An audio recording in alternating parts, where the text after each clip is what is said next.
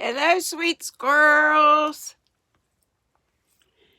Waited kind of late. In less than 2 hours, it'll be time for my live at 3 bells. That's Eastern time. Hope to see you. Probably a lot of y'all that come on my lives don't watch these, though. Oh, well. If you notice this eye being red, I woke up with this eye in a mess. I don't know what's wrong with it. There's either an eyelash in there, lotion, I don't know. I've washed it out, and I hope I can see well enough to read. And to read chat today on live. Y'all pray. Thank you. Mrs. Joe laughed, but she was in earnest, for by several hints and signs during the past winter, she knew that the boys were beginning to see life in the way she especially disapproved. Both were far from home, had money enough to waste, and I'm going over, so I got cut off yesterday. Who knows why? I hope that doesn't happen again, but I may be going back over some that I had already read, but it's okay. And were as inexperienced, curious, and credulous as most lads of their age, not fond of books, therefore without the safeguard which keeps many studious fellows out of harm. One self-indulgent, indolent, and so used to luxury that pampering of the senses was an easy thing. The other vain, as all comely boys are, full of conceit, and so eager to find favor in the eyes of his comrades, that he was ready for anything which would secure it. These traits and foibles made both peculiarly liable to the temptations which assail pleasure-loving and weak-willed boys.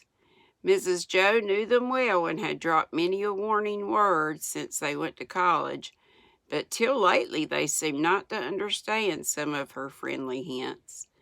Now she was sure they would, and meant to speak out, for long experience with boys made her both bold and skillful in handling some of the dangers usually left to silence till it's too late for anything but pity and reproach. I'm going to talk to you like a mother because yours are far away, and these are things that mothers can manage best if they do their duty, she solemnly began from the depths of the sunbonnet. Great Scott, we're in for it now, thought Dolly in secret dismay, while Stuffy got the first blow by trying to sustain himself with another mug of beer.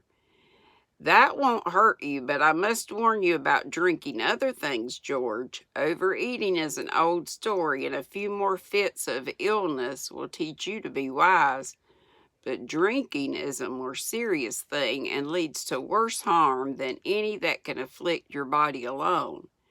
I hear you talk about wines as if you knew them and cared more for them than a boy should, and several times I've heard jokes that meant mischief. For heaven's sakes, don't begin to play with this dangerous taste for fun, as you say, or because it's the fashion and the other fellows do. Stop at once and learn that temperance in all things is the only safe rule. So he overeats, and now she's talking about his love of the grape and maybe some other things. And I think this beer that they're talking about her giving might be like a root beer or something. Upon my honor, I only take wine and iron. I need a tonic, Mother says, to repair the waste of brain tissue. While I'm studying, protested Stuffy, putting down the mug as if it burnt his fingers. Good beef and oatmeal will repair your tissues much better than any tonic of that sort. Work and plain fare are what you want, and I wish I had you here for a few months out of harm's way. I'd banting you and fit you to run without puffing and get on without 4 or 5 meals a day. What an absurd hand that is for a man. You ought to be ashamed of it. and Mrs. Joe caught up the plump fist with deep dimples at each knuckle, which was fumbling distressfully at the buckle of the belt girt about a waist far too large for a youth of his age. I can't help it. We all grow fat. It's in the family, said Stuffy in self-defense. All the more reason you should live carefully. Do you want to die early or be an invalid all your life? No, ma'am. Stuffy looked so scared that Mrs. Joe could not be hard upon his budding sins, for they lay at his overindulgent mother's door line in a great measure, so she softened the tone of her voice and added with a little slap on the fat hand, as she used to do when it was small enough to pilfer lumps of sugar from her bowl, "Then be careful, for a man writes his character in his face, and you don't want gluttony and intemperance in yours, I know." "I'm sure I don't. Please make out a wholesome bill of fare, and I'll stick to it if I can. I'm getting stout, and I don't like it, and my liver's torpid, and I have palpitations and headache." Sounds like a hypochondriac now. "Overwork, Mother says, but it may be overeating." And Stuffy gave a sigh of mingled regret for all the good things he renounced, and relief as he finished loosening his belt as soon as his hand was free. "I will follow it. In a year you'll be a man and not a meal bag. Now, Dolly." "Now, Dolly," and Mrs. Joe turned to the other culprit, who shook in his shoes and wished he hadn't come. "Are you studying French as industriously as you were last winter?" "No, ma'am, I don't care for it. That is, I'm busy with Greek just now," answered Dolly, beginning bravely quite in the dark as to what that odd question meant, till a sudden memory made him stutter and look at his shoes with deep interest. "Oh, he doesn't study it, only reads French novels and goes to the theater when the opera something Bouffe is here," said Stuffy, innocently confirming Mrs. Joe's suspicions. "So I understood, and that is what I want to speak about. Ted had a sudden desire to learn French in that way from something you said, Dolly. So I went myself and was quite satisfied that it was no place for a decent boy. Your men were out in full force, and I was glad to see that some of the younger ones looked as ashamed as I felt. The older fellows enjoyed it, and when we came out, we're waiting to take those painted girls to supper. Did you ever go with them?" "Once." "Did you like it?" "No, I came away early," stammered Dolly with a face as red as his splendid tie. "Well, I'm glad you have not lost the grace of blushing yet, but you will soon if you keep up this sort of study and forget to be ashamed. The society of such women will unfit you for that of good ones, and lead you into trouble and sin and shame. Oh, why don't the city fathers stop that evil thing when they know the harm it does? It made my heart ache to see those boys who ought to be at home and in their beds going off for a night of riot, which would help to ruin some of them forever." "Oh, this The youth looked scared at Mrs. Joe's energetic protest against one of the fashionable pleasures of the day, and waited in conscience-stricken silence, Stuffy glad that he never went to those gay suppers, and Dolly deeply grateful that he came away early. When a hand on either shoulder and all the terror smoothed from her brow, Mrs. Joe went on in her most motherly tone, anxious to do for them what no other woman would, and do it kindly. "My dear boys, if I didn't love you, I would not say these things. I know they're not pleasant, but my conscience won't let me hold my peace when a word may keep you from two of the great sins that curse the world and send so many young men to destruction. You are just beginning to feel the allurement of them, and soon it will be hard to turn away. Stop now, I beg of you, and not only save yourselves, but help others by a brave example. Come to me if things worry you. Don't be afraid or ashamed. I've heard many sadder confessions than any you are likely to bring me, and been able to comfort many poor fellows gone wrong for want of a word in time. Do this, and you will be able to kiss your mothers with clean lips, and by have the right to ask innocent girls to love you. Yes, yes'm, thank you. I suppose you're right, but it's pretty hard work to toe the mark when ladies give you wine and gentlemen take their daughters to see Amy, said Dolly, foreseeing tribulations ahead, though he knew it was time to pull up.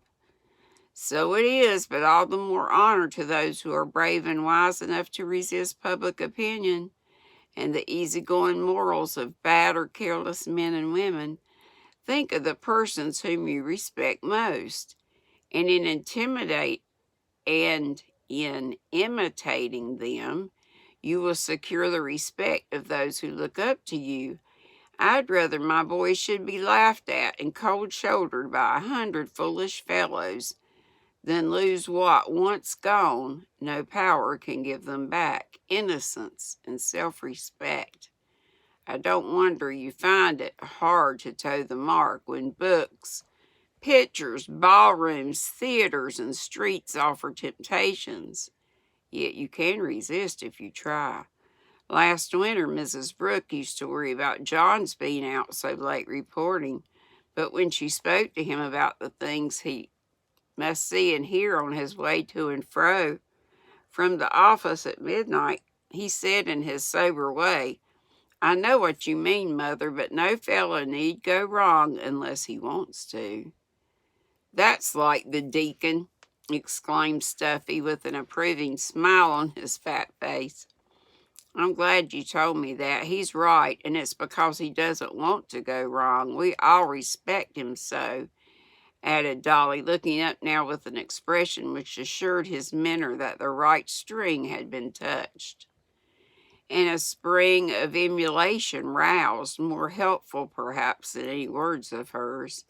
Seeing this, she was satisfied and said as she prepared to leave the bar, before which her culprits had been tried and found guilty but recommended to mercy, then be to others what John is to you, a good example.